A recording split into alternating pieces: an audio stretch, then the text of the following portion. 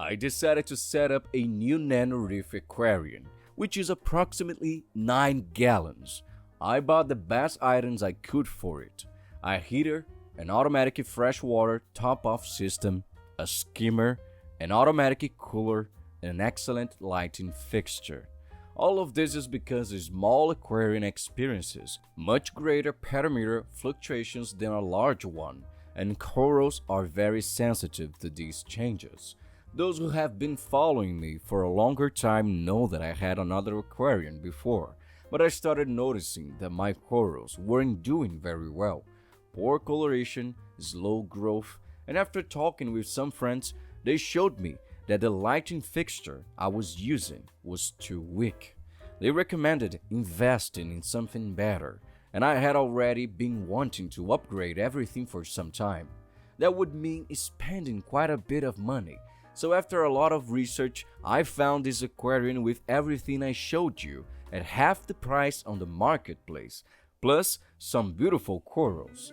With this lighting fixture, I can definitely meet the needs all of my corals, and the entire filtration system will help me tremendously. You can even see some pink algae on the rocks, which is a good sign. He probably bought this live rock from a local retailer. The person who sold it to me had set everything up about 20 days before selling it. He was selling because he didn't have time to care for it, and he didn't really know how to do so properly. After the first water test, I realized the animals were at great risk.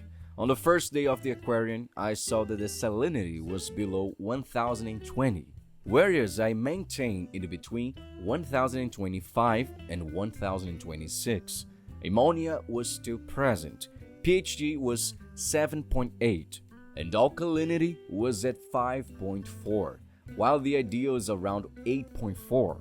I made some adjustments. Over the course of 6 days, I gradually raised the salinity, did a small partial water change, added an excellent substrate, and started dosing boiling daily.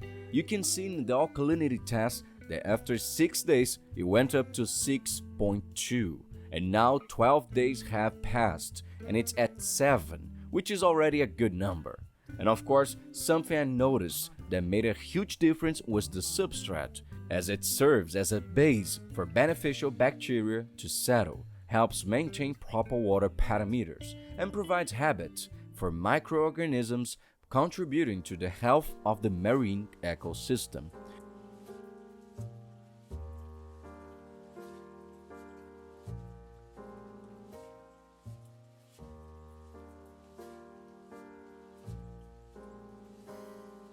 As for feeding, I'm giving them amino acids and liquid coral food, and for corals with skeletons, I provide a solid diet.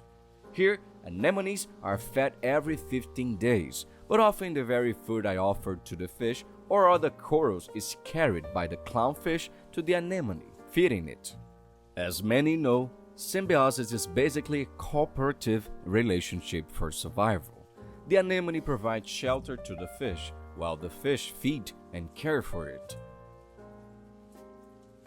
In this aquarium, we have bubble-tip anemones, CPS corals, Ricordia, Blastomussa, trumpets, and many others. And of course, let's not forget our crustaceans, hermit crabs and snails. They help a lot with cleaning.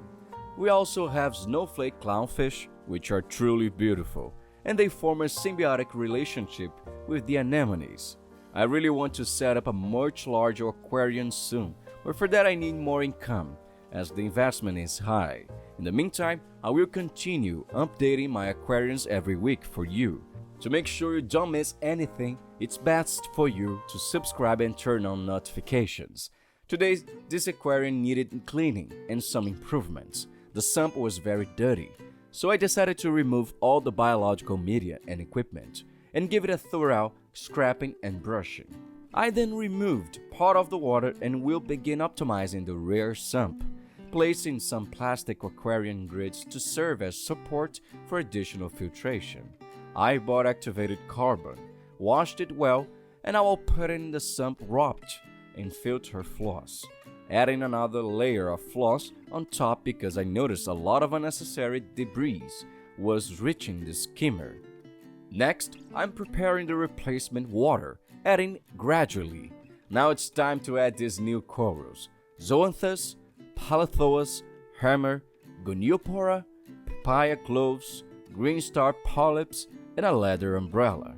The arrangement was bothering me, so I turned off the camera and started sketching possible layouts on paper.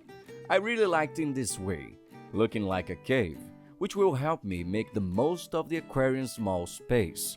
Corals that need more light will go at the top, while the less demanding ones will stay at the substrate level.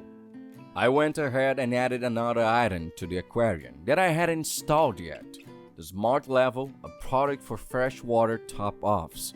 It will help me keep salinity stable, since with this lighting fixture and external heat, the aquarium tends to lose a lot of water and the salinity can rise. I decided to record the aquarium on the second day after changing the layout. I started recording very early and let it run for about 30 minutes.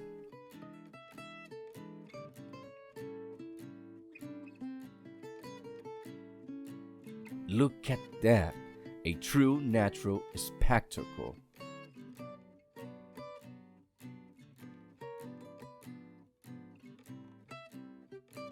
I'll see you in the next video.